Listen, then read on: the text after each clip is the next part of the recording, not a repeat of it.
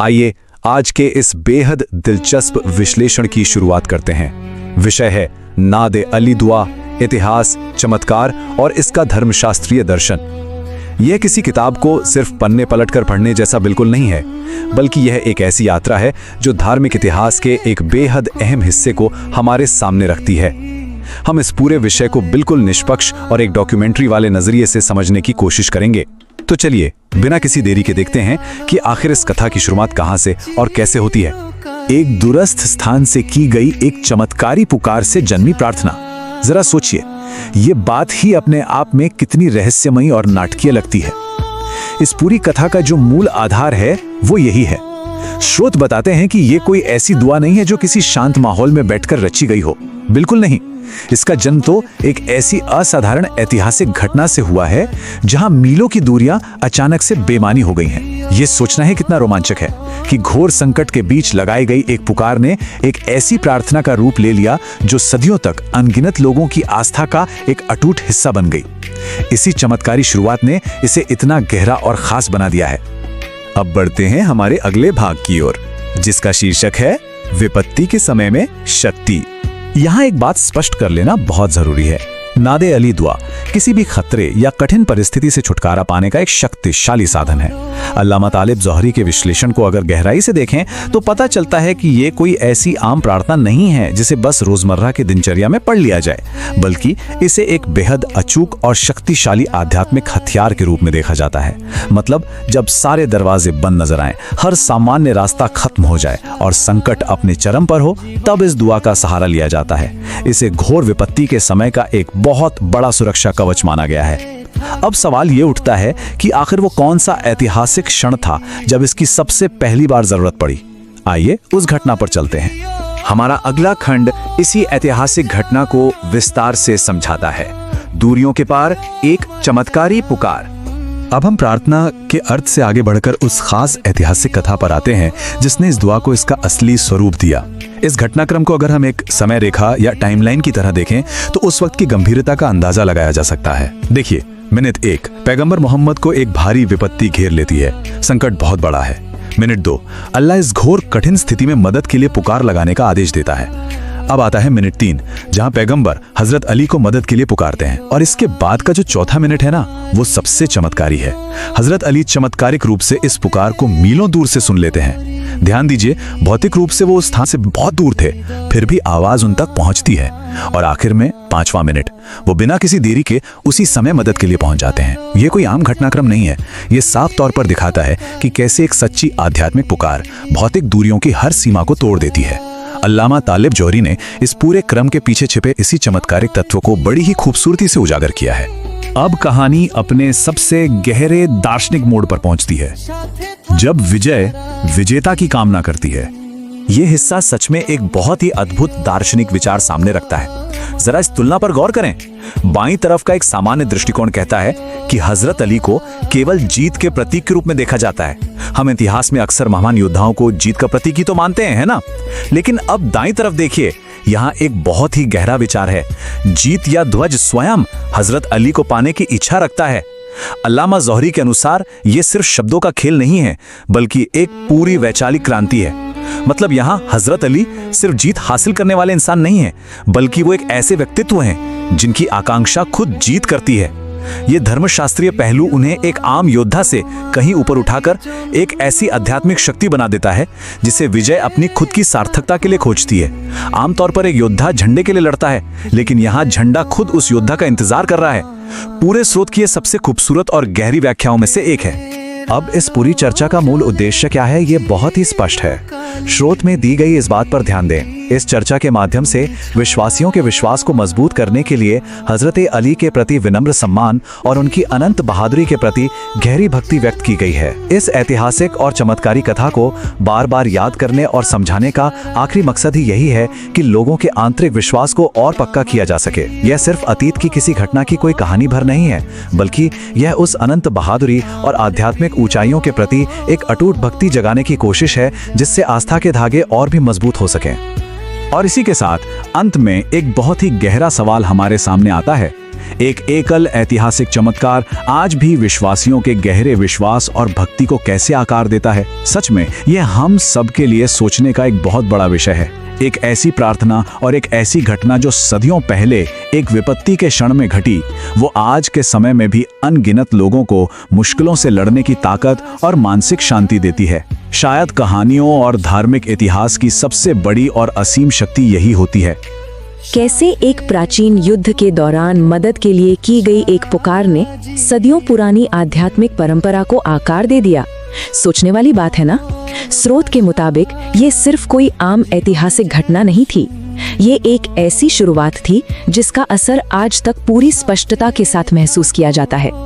इस पूरे रहस्य को डिकोड करने के लिए हमें इतिहास के पन्नों में थोड़ा पीछे जाना होगा। तो आइए इस टेक्स्ट के पहले खंड की ओर बढ़ते हैं, खैबर की ऐतिहासिक जड़ें और खैबर का युद्ध। टेक्स्ट बताता है कि खैबर के युद्ध के दौरान एक बेहद ही मुश्किल वक्त आ गया था। परिस्थितियां बहुत चुनौतीपूर्ण थीं और संकट गहराता जा रहा था। और ठीक उसी वक्त अल्लाह के आदेश पर एक ईश्वरीय निर्देश मिलता है। इसी निर्देश के तहत पैगंबर मोहम्मद ने हजरत अली को पुकारा। स्रोत यहाँ इस बात पर बहुत जोर देता है कि ये महज किसी सेनापति का लिया गया फैसला नहीं था, बल्कि ये एक ईश्वरीय आदेश का पालन था। और इसी बात ने इस पल को इतना ऐतिहासिक बना दिया। अब यहाँ से ये टेक्स्ट एक नए विचार की तरफ मुड़ता है। खंड 2, नासिर की अवधारणा, यानी एक शक्तिशाली मददगार। स्रोत के अनुसार नासिर शब्द का सटीक अर्थ होता है एक ऐसा शक्तिशाली मददगार जिसे मुश्किल वक्त में पुकारा जाए। खैबर युद्ध के उस बेहद कठिन समय में पैगंबर के लिए हजरत अली ने ठीक यही भूमिका निभाई थी। टेक्स्ट ये स्पष्ट करता है कि नासिर कोई साधारण मदद करने वाला नहीं होता। यह वो शख्स होता है जो सबसे बड़ी चुनौतियों और गहरे संकटों के बीच एक मजबूत सहारा बनकर उभरता है। ऐतिहासिक घटना के बाद अब स्रोत के धार्मिक और वैचारिक विश्लेषण पर आते हैं। खंड 3, तौहीद और सुन्नत।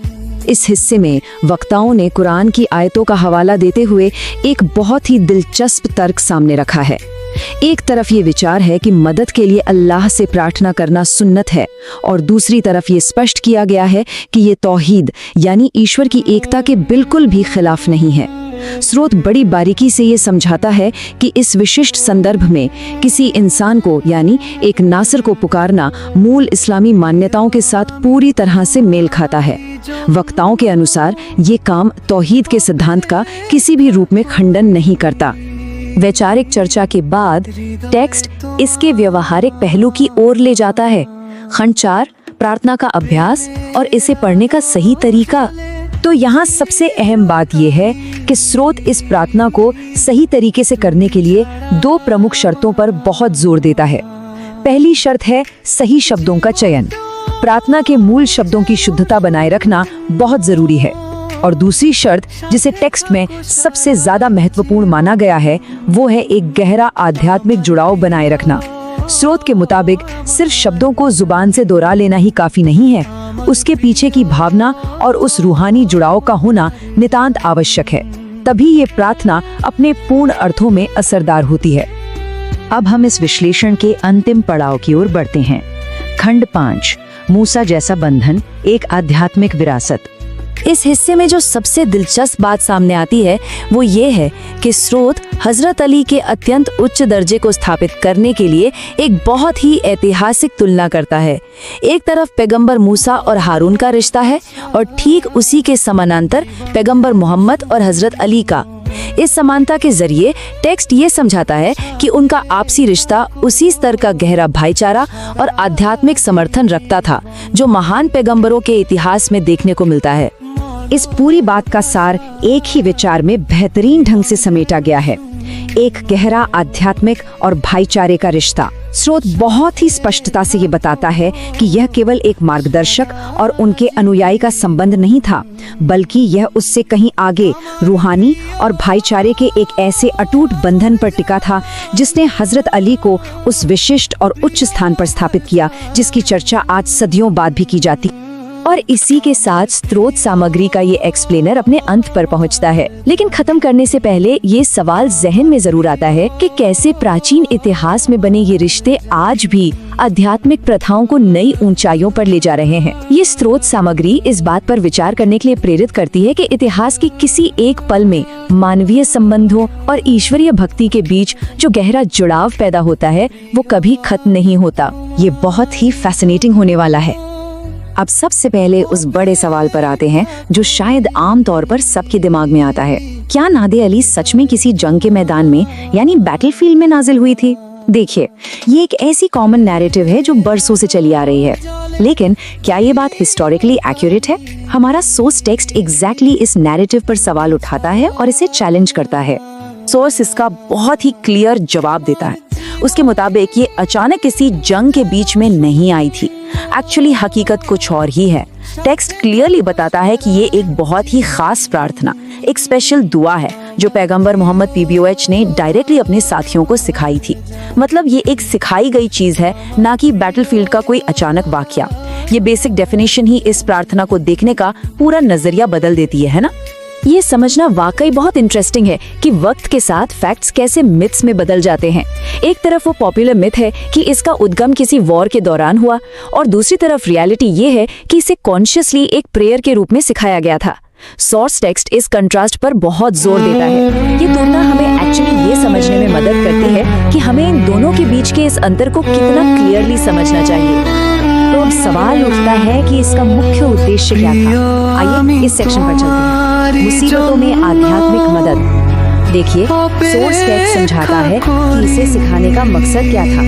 दरअसल इसे इसलिए सिखाया गया था ताकि उम्मा कठिनाई और मुश्किलों के वक्त मौला अली की स्पिरिचुअल हेल्प और उनके महत्व को समझ सके। इसे एक आध्यात्मिक सहारे, एक स्पिरिचुअल सपोर्ट सिस्टम की तरह इस्तेमाल किया जाना था। जब भी मुश्किल वक्त आए तो इसके जरिए एक आत्मिक मदद महसूस की जा सके। लेखक ने यहाँ हिस्ट्री और स्पिरिचुअलिटी का एक बहुत ही खूबसूरत बैलेंस प्रेजेंट किया है।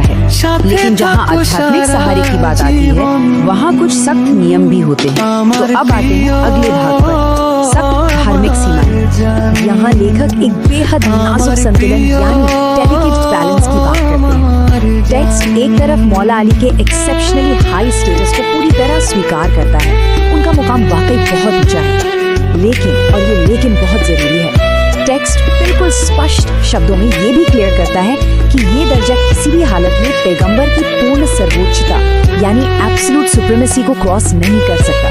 ये एक बहुत ही स्ट्रिक्ट थियोलॉजिकल हायरार्की है जिसे फॉलो करना सोर्स के अकॉर्डिंग बहुत जरूरी है। अब अगर कोई इस संतुलन को बिगाड़ने की कोशिश करे तो उसका नतीजा क्या होगा? लेखक इस मुद्दे पर बिल्कुल भी नरम नहीं है। उनका कहना है कि इन बाउंड्रीज को क्रॉस करना या अली के दर्जे को पैगंबर से ऊपर मानना कुफ्र के समान है। हम यहाँ strictly as a neutral observer इस टेक्स्ट को डिकोड करते हैं और ये डायरेक्टली दिखाता है कि थियोलॉजिकल बाउंड्रीज को मेंटेन करना सोर्स के हिसाब से कितना ज्यादा क्रिटिकल विषय है। खैर, सोर्स टेक्स्ट सिर्फ इतिहास और थियोलॉजी पर ही नहीं रुकता, वो इसे आज के दौर से भी जोड़ता है। तो चलिए देखते हैं समकालीन सामाजिक आलोचना। अब यहाँ आकर डिस्कशन थोड़ा और प्रैक्टिकल हो जाता है कि लेखक आज के समाज को किस तरह देखते हैं। सबसे पहली और बड़ी प्रॉब्लम जो टेक्स्ट पॉइंट आउट करता है वो है मॉडर्न सोसाइटी में प्रॉपर नॉलेज की कमी। असल में डीप नॉलेज ना होने की वजह से लोग काफी भ्रमित हैं। लेखक एक बड़ा इंटरेस्टिंग एग्जाम्पल देते हैं कि कैसे आजकल अगर कोई नेता थोड़ी सी भी हिम्मत दिखाता है तो लोग गलती से उसे इमाम महदी समझ बैठते हैं। मतलब एक बेसिक से साहस को सीधे एक मैसिव थियोलॉजिकल कॉन्सेप्ट के साथ कंफ्यूज कर देना।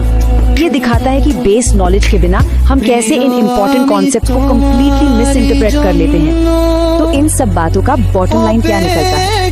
लेखक का कंक्लूजन ये है कि आज की मुस्लिम दुनिया एक बहुत ही रियल स्ट्रगल से गुजर रही है। ये स्ट्रगल किस चीज का है? ये है डीप स्पिरिचुअल करेक्टनेस और हमारी इंटेलेक्चुअल लिमिटेशंस के बीच का संघर्ष। एक तरफ लोगों के पास बहुत गहरी आस्थाएं हैं, लेकिन दूसरी तरफ उन्हें सही कॉन्टेक्स्ट में रखने की इंटेलेक्चुअल और थियोलॉजिकल क्लैरिटी गायब है। टेक्स्ट के अकॉर्डिंग आज के टाइम में यही सबसे बड़ा क्लैश है।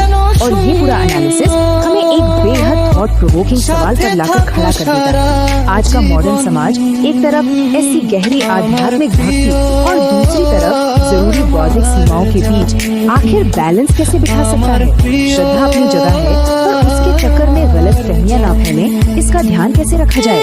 खैर, इस डीप क्वेश्चन के साथ हम इस टेक्स्ट का ओवरव्यू यहीं रोकते हैं।